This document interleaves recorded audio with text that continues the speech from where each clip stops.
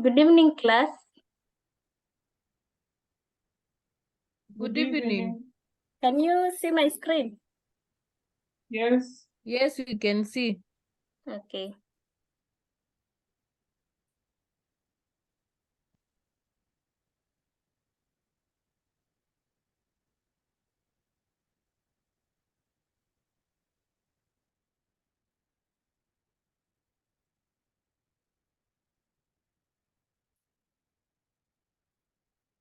Okay, good evening, class.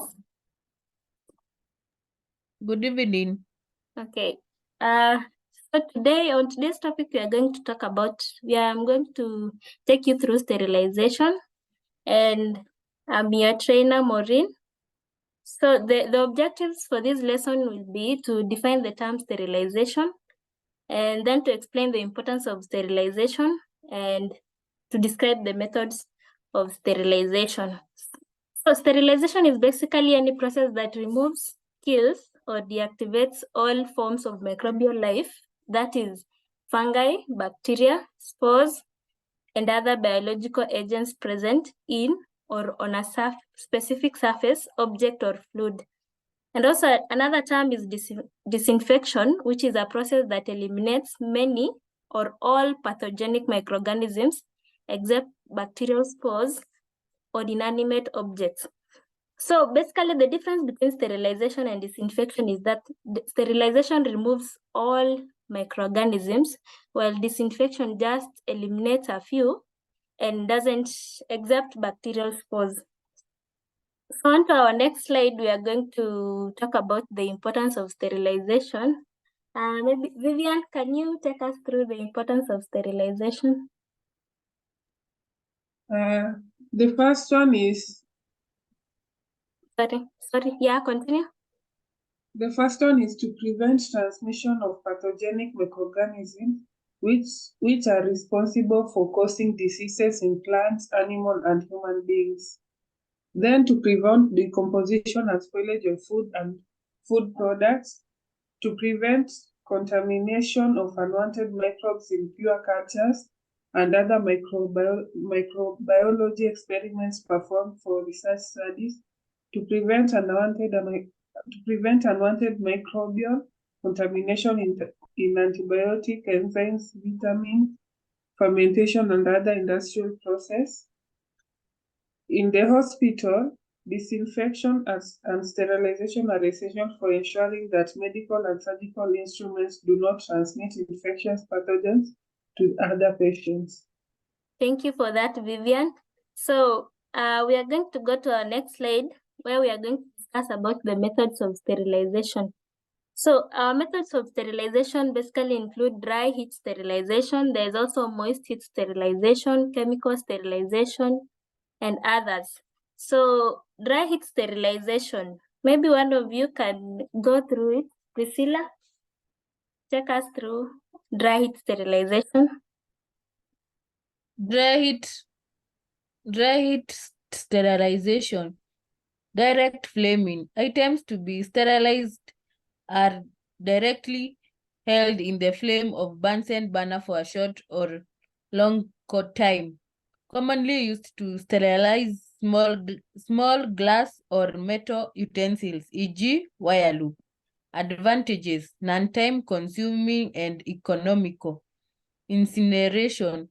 Biological waste like placenta, used dressings, and organs are converted into ash by applying very high temperature, which is 870 degrees Celsius to 1200 degrees Celsius. Advantage: volume of material decreases up to 90%, so it reduces amount of waste.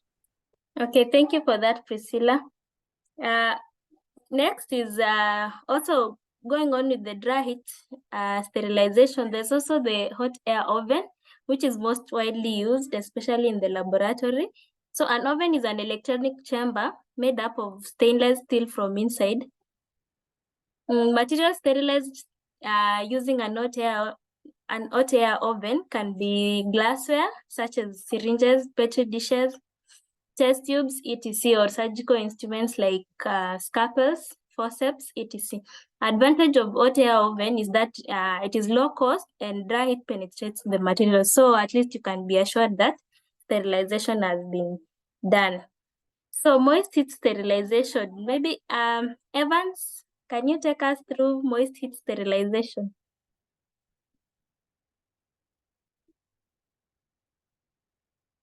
Is Evans is in class? Evans is Yeah, I'm not there. in. I'm there. Okay, take us I'm through in the- moist heat sterilization. Okay, there is a temperature between 100 degrees Celsius, and that one is specific for pasteurization as well as the water bath. Then we have a moist heat, the temperature of 100 degrees.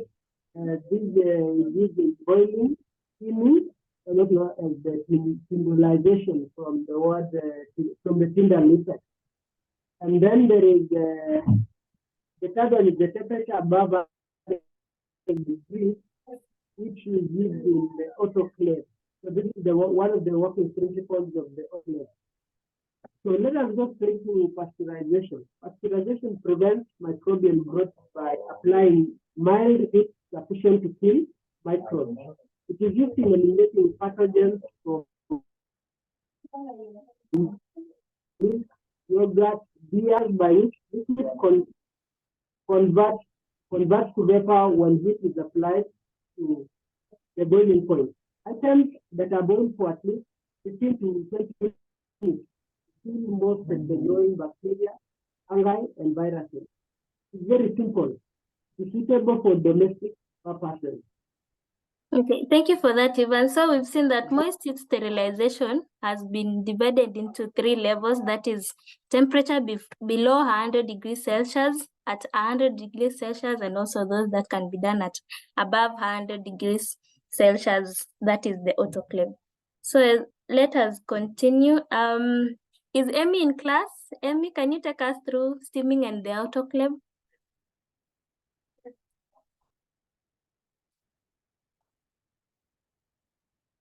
Is Emmy in class? If Emmy is not there, then maybe Diana? Yeah. I see steaming. Okay. Equipment, so media. Yeah, continue.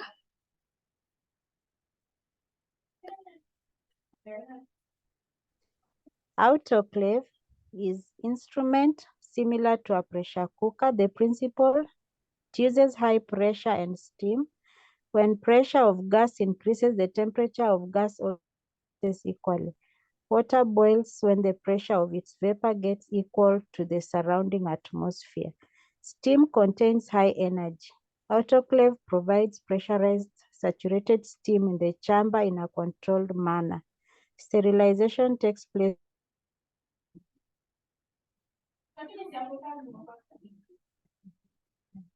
Okay, I think Diana is breaking up. The internet is not okay. So steam, autoclave is whereby it uses a high pressure and steam. And when the pressure of the gas increases, the temperature of the gas also increases. So that's the principle of how an autoclave works.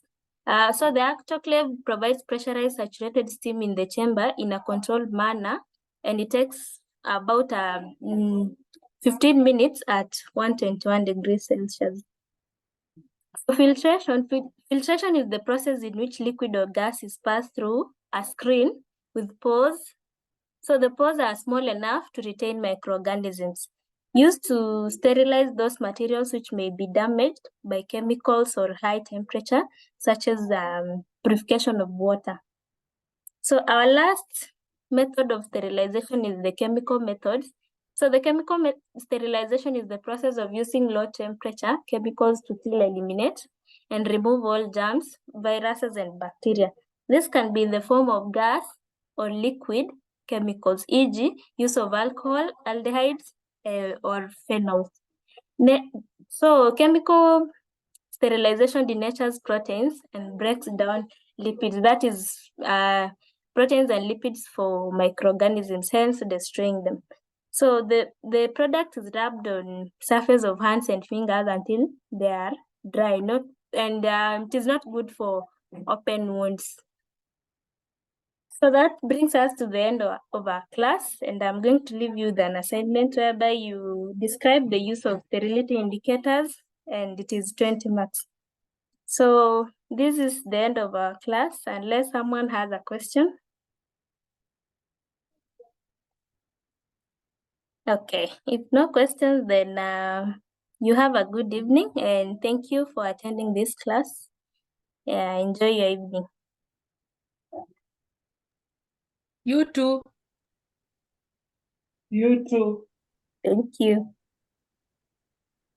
Kuna mtu ana present next? Mimi nasikia usuli. Same. Nani mwingine